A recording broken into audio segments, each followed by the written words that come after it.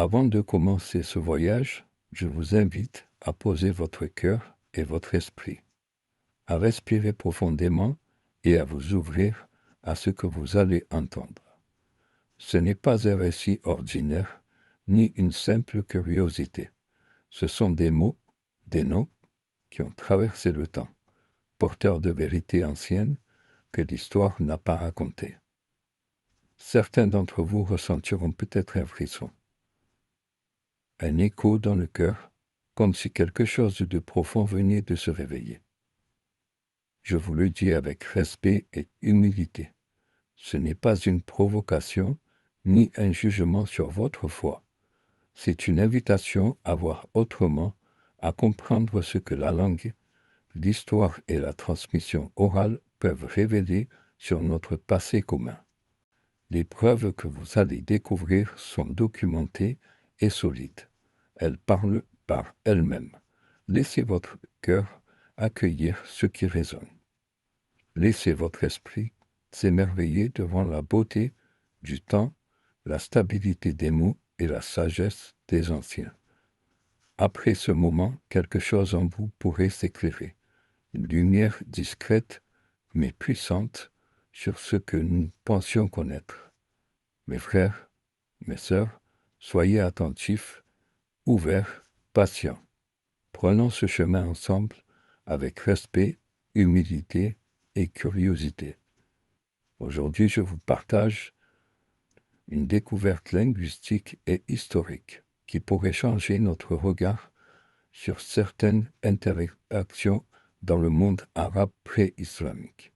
Mais avant d'entrer dans le vif du sujet, parlons un peu de phonologie. La phonologie est la science qui étudie comment les sons des mots évoluent avec le temps. En arabe, comme dans toutes les langues, les mots changent lorsqu'ils sont transmis oralement.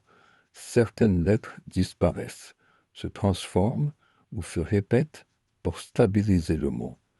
Les transformations sont naturelles et documentées, et elles permettent de comprendre comment un nom peut évoluer sur des siècles tout en restant reconnaissable. Maintenant que vous comprenez la logique phonologique, voyons un exemple concret avec un nom historique. Nous allons prendre comme référence un Sahih Bukhari numéro 34-38, livre des hadiths concernant les prophètes. D'après Ibn Abbas, le prophète alayhi salatu salam a dit « J'ai vu Moïse, Jésus et Abraham dans la nuit de mon ascension au ciel. Jésus était d'un teint rouge, avait une constitution physique ferme et une large poitrine. Moïse était brun, les cheveux lisses et grand de stature, on dirait un homme des Azz. » Rapporté par Bukhari dans son Sahih numéro 34-38. Ce que j'ai fait, j'ai pris comme référence facultative un hadith pour que vous voyiez que ce peuple Zut existait à cette époque de la révélation. Donc nous allons énumérer l'évolution phonologique et le lien entre Zulha et Zut. Les Zut sont historiquement attestés en Mésopotamie pré-islamique. Le clan maternel du prophète alayhi salatu salam, les Banu Zulha, est possiblement lié à ce peuple ancien. Nous allons vous dévoiler une analyse phonologique détaillée. L'étape numéro 1. Zulha. Zur. Le mécanisme employé ici est la perte du tamarbuta final. Exemple d'occurrence. Fatima. avec un H à la fin. Fatim, Aïcha, Haï. Ces exemples sont sourcés dans Hassan 2003. La justification est la suppression fréquente des voyelles finales dans l'oralité arabe. L'étape 2. Zour, zour. Le mécanisme. La disparition du H intervocalique. Des occurrences et des exemples. Souhail. Souhail. Ici, le H a disparu.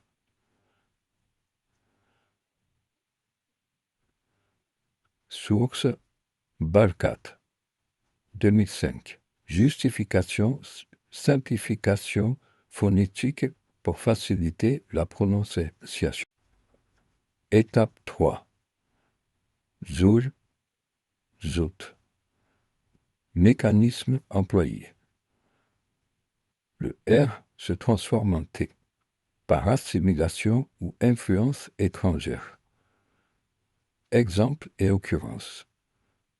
Jat, un peuple d'Inde, qui évolue ensuite. Donc, nous avons le J qui se modifie en Z dans l'oralité de la langue arabe. Un autre exemple, Bari,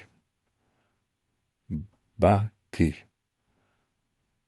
Ici, nous avons le H, nous avons le R et le I. Et ensuite, nous avons le H, le T et le I. Donc, le R se transforme en T dans l'oralité arabe. Des sources, Rouja 2010. La justification et l'adaptation des ethnonymes étrangers aux contraintes phonotactiques arabes. L'étape 4. Zut, avec un seul T, et zut, avec le doublement du T. Donc, le mécanisme employé est un doublement consonantique final. Nous appelons ça la gémination. Un exemple, une tribu du Khorasan, Kut, Kut. Ici, nous avons le double T, un doublement consonantique final pour la stabilisation phonétique. Samat, Samat. La source, Rouja et Zrigi, 2012. La justification et la stabilisation phonétique et statut d'ethnonyme des tribus pré-islamiques. Donc, ici, nous avons l'hypothèse Zulha. Zut est plausible et cohérente. Je vous laisse un schéma visuel du processus de l'évolution.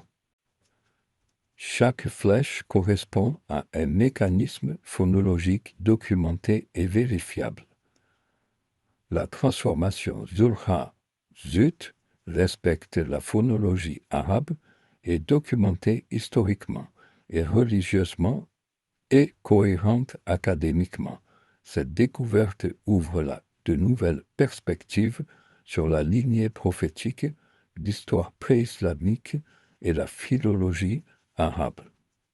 Mes frères, mes sœurs, réfléchissons à ce que ces mots et ces peuples nous révèlent.